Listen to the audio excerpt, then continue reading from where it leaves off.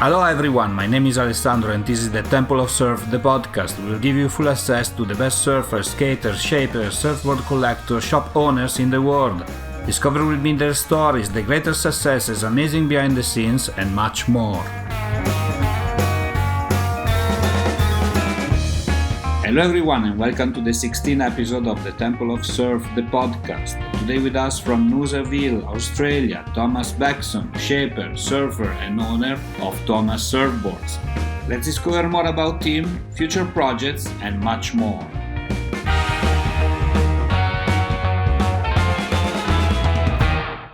Hi Thomas and welcome to the show. Where are you today? Just sitting on the back veranda at home.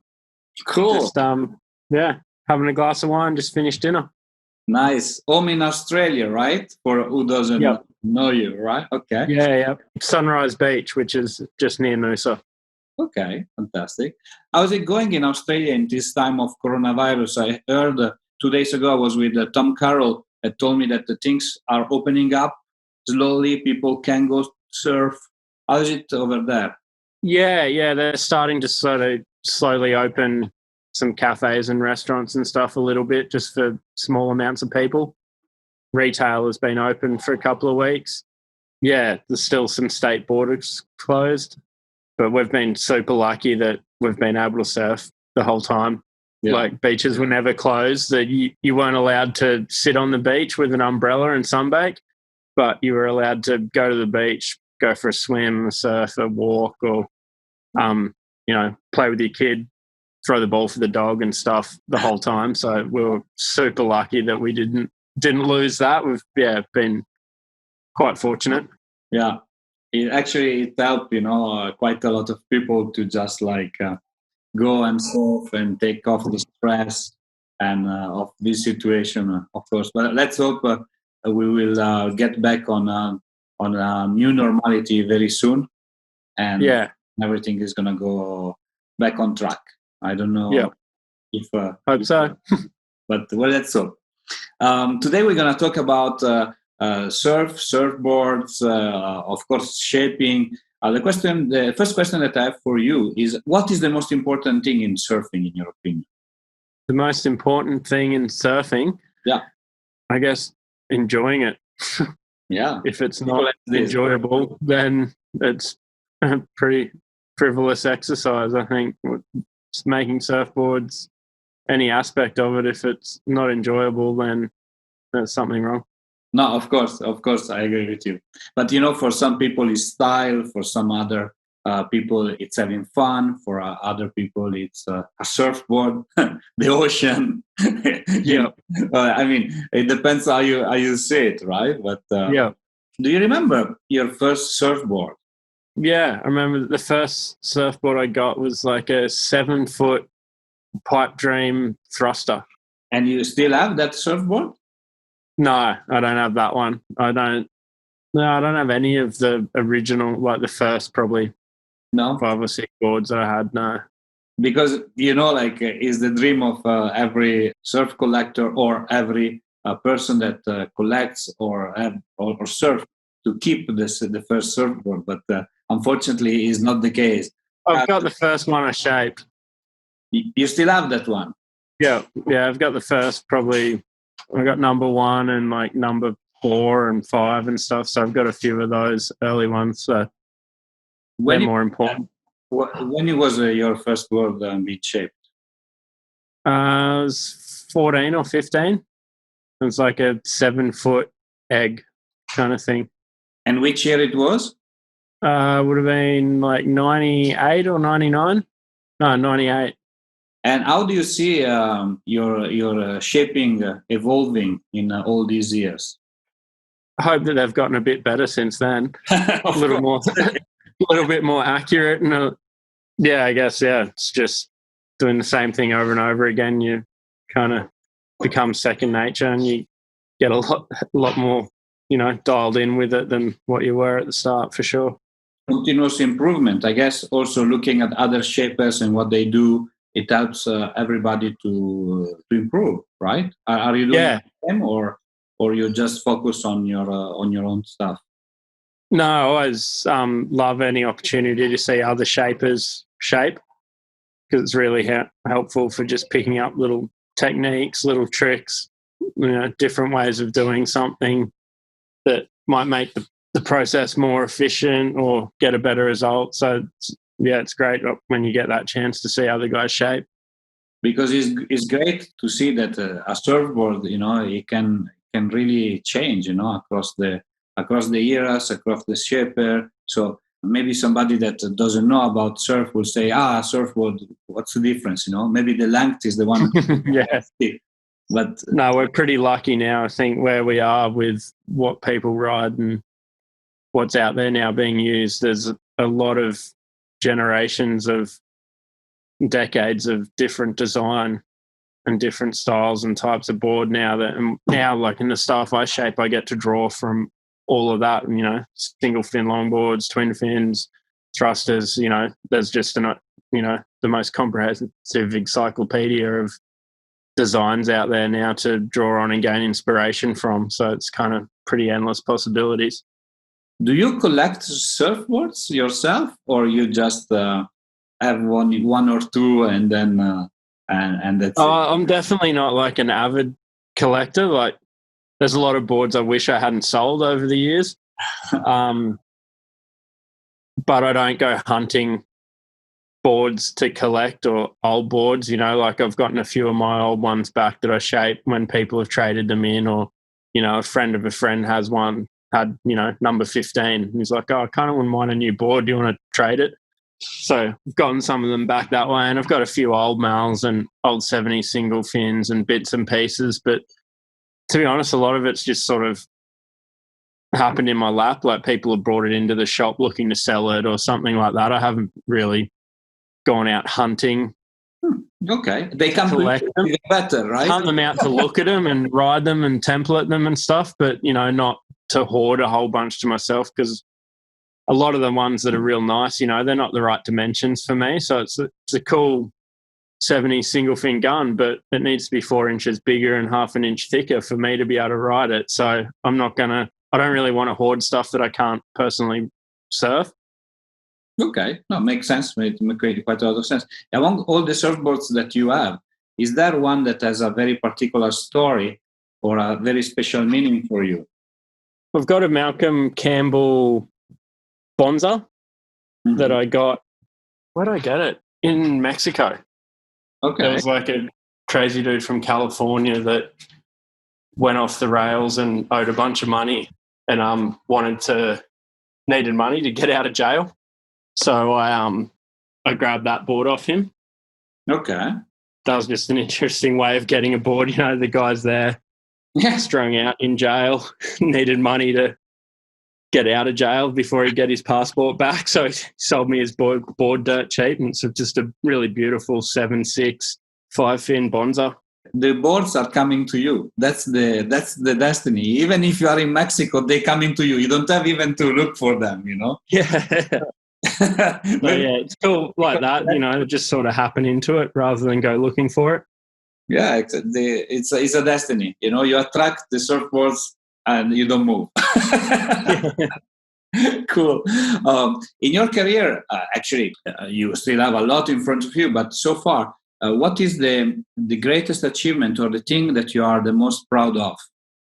I don't know. I guess there's never no one real thing. I guess it's just kind of nice that I've been able to, it's a pretty tough industry to make a living in, and to, be able to have a career and pay bills and have a family and, do that. So that's rewarding to be able to, do all that from your passion, being able to make surfboards and having that being, a full-time career. That's pretty rewarding, I think, because I guess there's a lot of people that shape surfboards that don't get that opportunity to make it their career and what they do.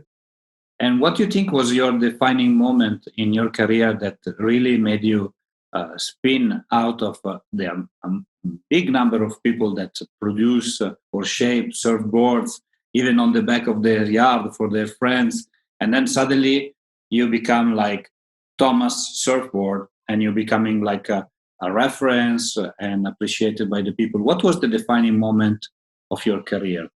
I don't know. It's hard to pick any one moment. I guess, just being sort of somewhat recognized as a longboard surfer, getting the chance to surf in a couple of duct tapes and doing that stuff. I think that kind of helps. It shows that the boards I'm riding work.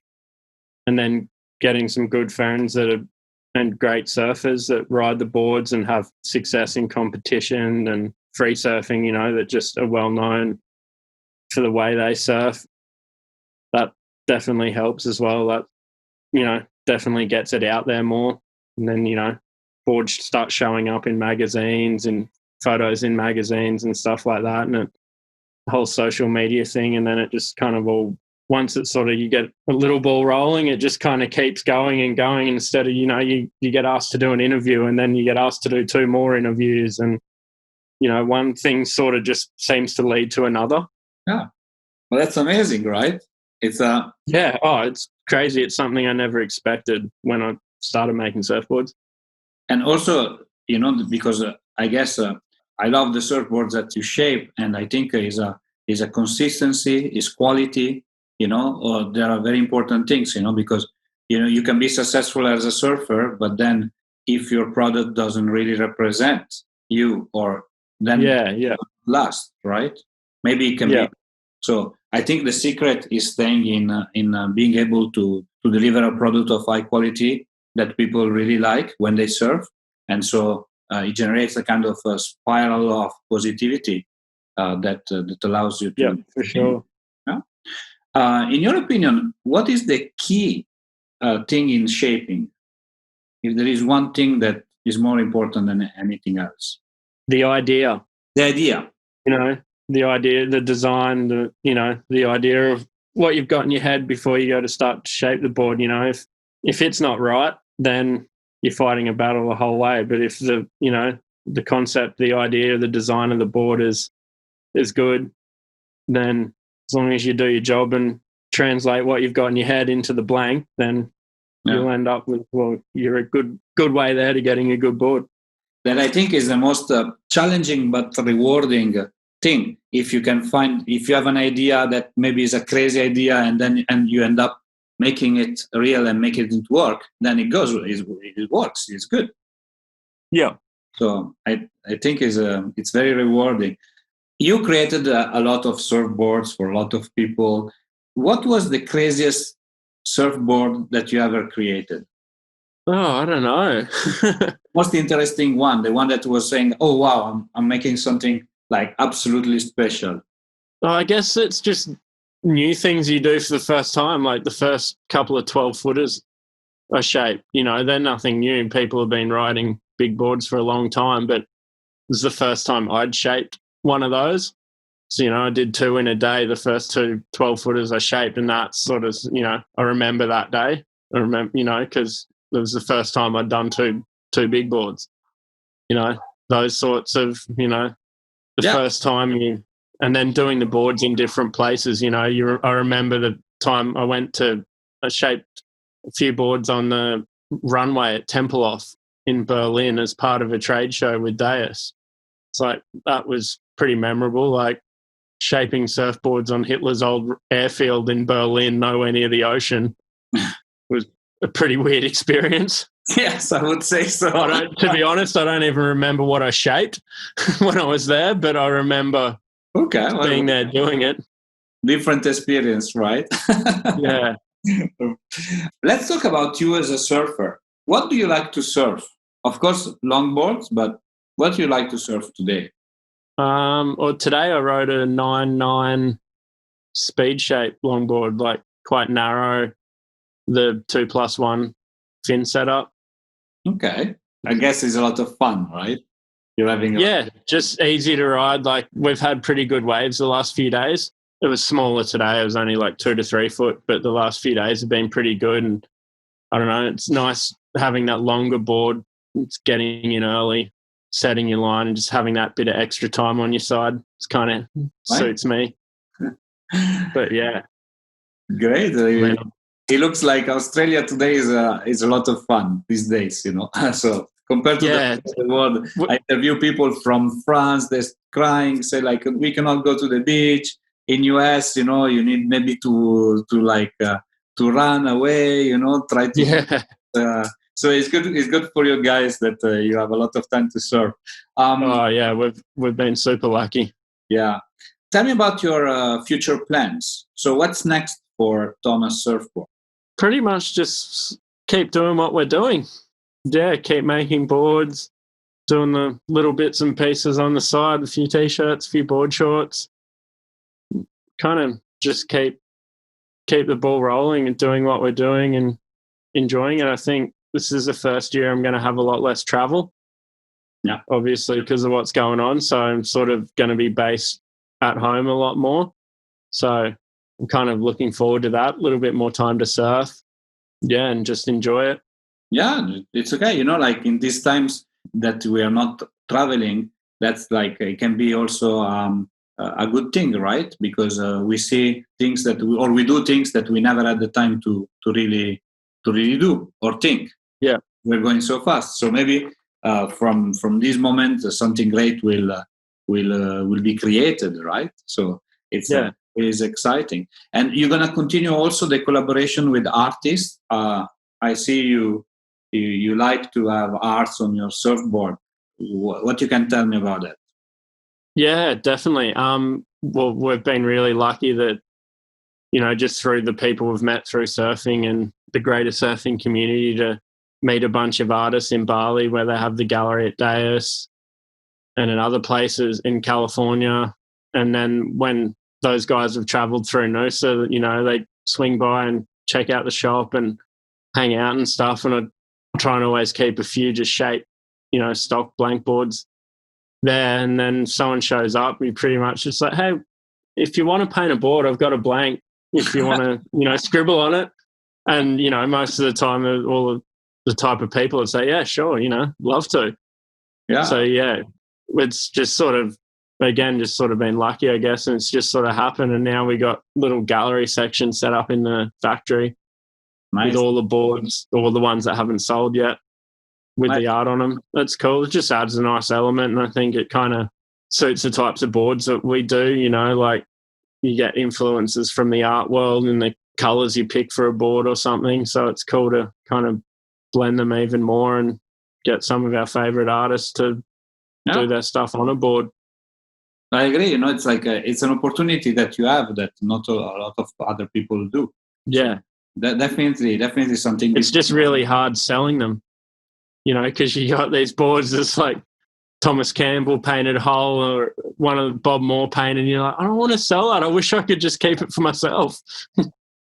Maybe every time you should tell them, instead of that you have one surfboard, you have two surfboards, and one you keep it for you, and another one you sell it, Go for I've done that a couple of times. That's cool. We're going to finish our interview with a short Q&A session. So please answer the first thing that comes up to your mind, okay? Yeah.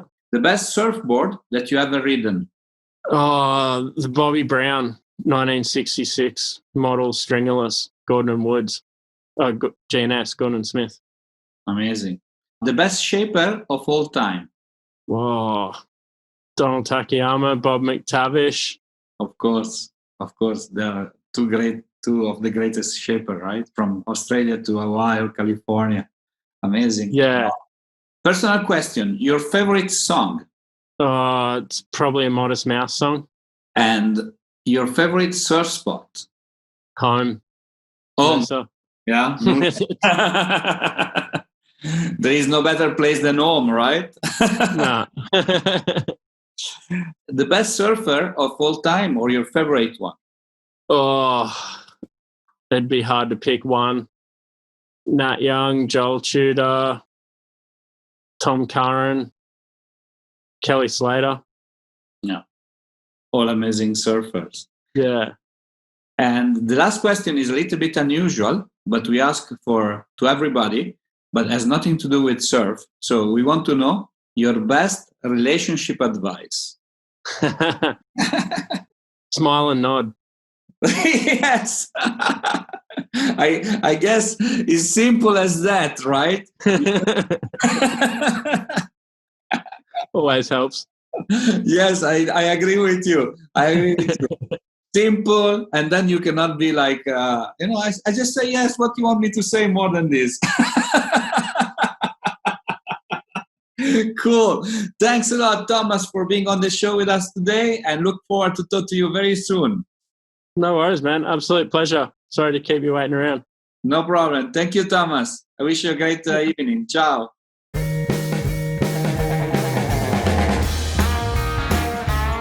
Hi, it's me again. I hope you enjoyed our today's episode. If you want to know more about us, please follow www.thetempleofsurf.com and all our social media. Mahalo!